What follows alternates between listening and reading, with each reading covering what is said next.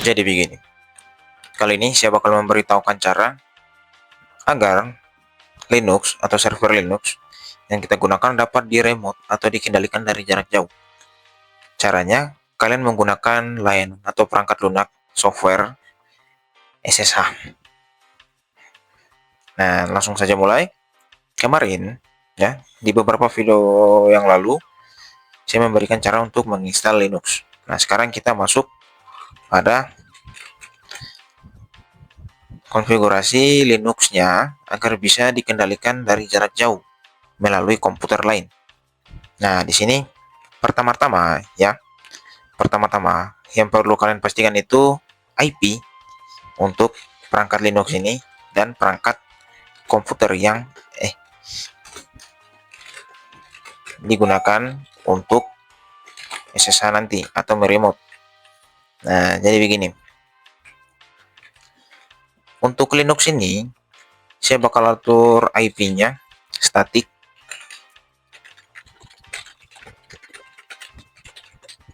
Saya pakai 100.100.124. Nah, seperti ini aja dulu.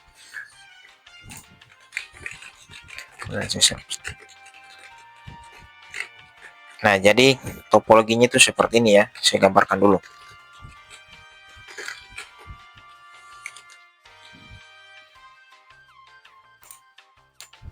Oke, jadi ini adalah Linux-nya, virtual machine Linux.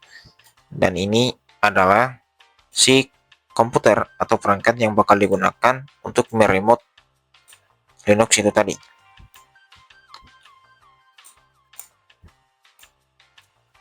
Anggaplah ini laptop lah gitu. Nah, koneksinya ini mereka langsung point to point, ujung sama ujung gitu. Nah, jadi pada Linux tadi IP-nya ini 192.168.100.1. Nah, berarti di sini titik 2. Seperti ini topologinya, simpel aja. Nah, diketahui Linux ini menggunakan interface VMnet 2. Nah, jadi konektivitasnya ini antara interface virtual dan interface virtual yang ada pada perangkat asli. Dari sini aja supaya udah deh. Oke, jadi di sini kita setting juga pada bagian VMnet 2.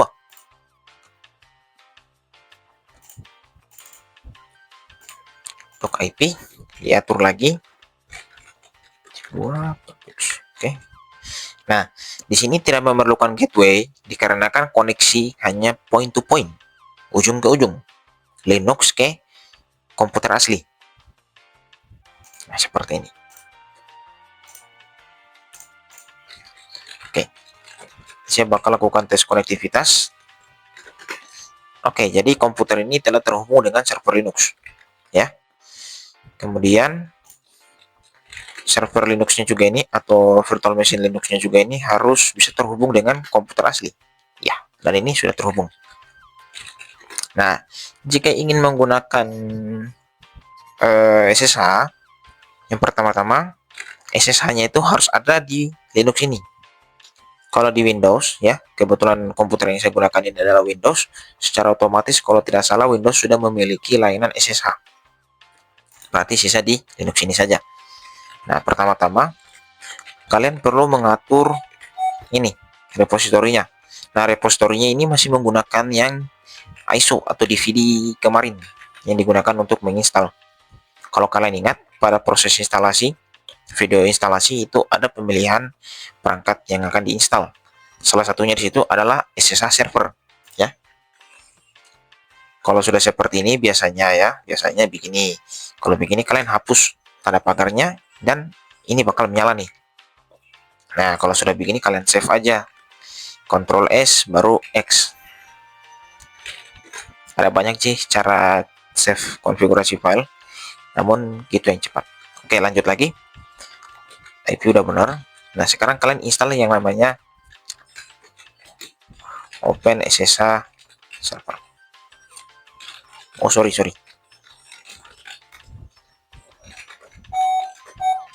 Nah, seperti ini. Kalau mau pakai VMware, jangan, oh iya,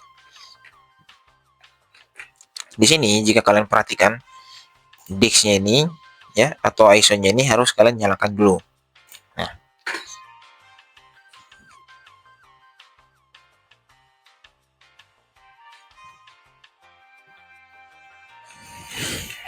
oke.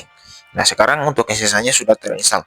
Sekarang masuk pada bagian config-nya. Namun sebelum konfigurasi SSH, di sini saya ingin menunjukkan ketika komputer asli mencoba SSH ke sini, Linux-nya nggak bakalan bisa.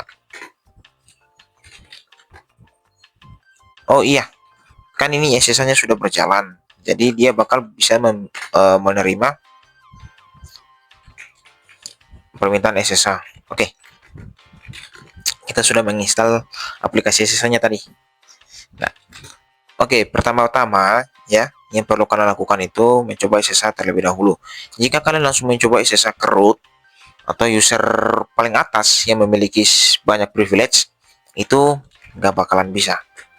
Karena root itu merupakan user yang sangat apa ya namanya, fatal jika bisa dikendalikan oleh orang lain atau bisa diremote oleh orang lain, bisa digunakan lah gitu, karena user ini memiliki banyak hak akses ke beberapa file system. Nah, namun jika kalian menggunakan user yang dibuat atau user biasa ya, yang memiliki hak akses sedikit ke sistem atau tidak sama sekali, bakal bisa passwordnya 123.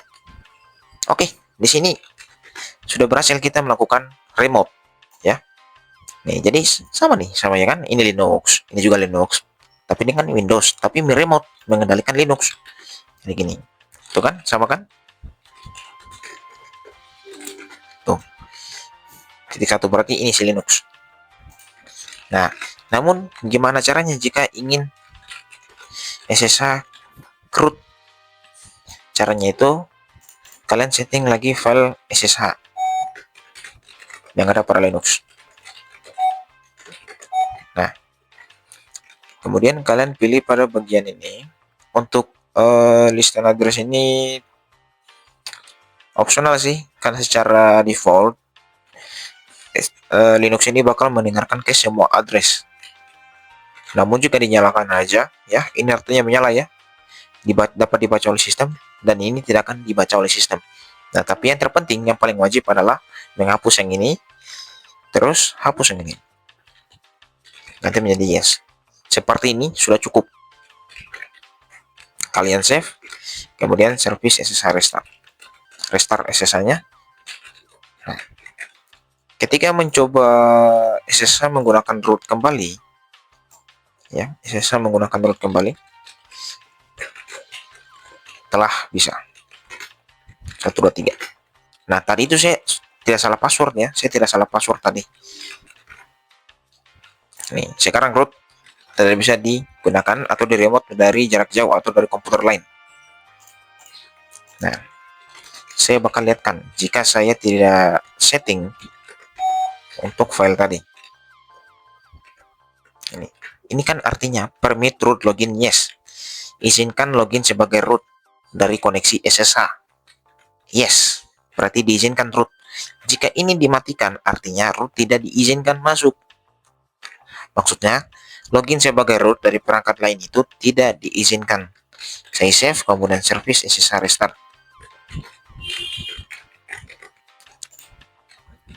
Exit. Nah, saya mencoba kembali SSH ke root. Bisa nggak ya? Passwordnya benar ya, 123. Saya isi lagi 123. Tetap nggak bisa. Ya. Nah, kalau di sini saya atur lagi yang tadi.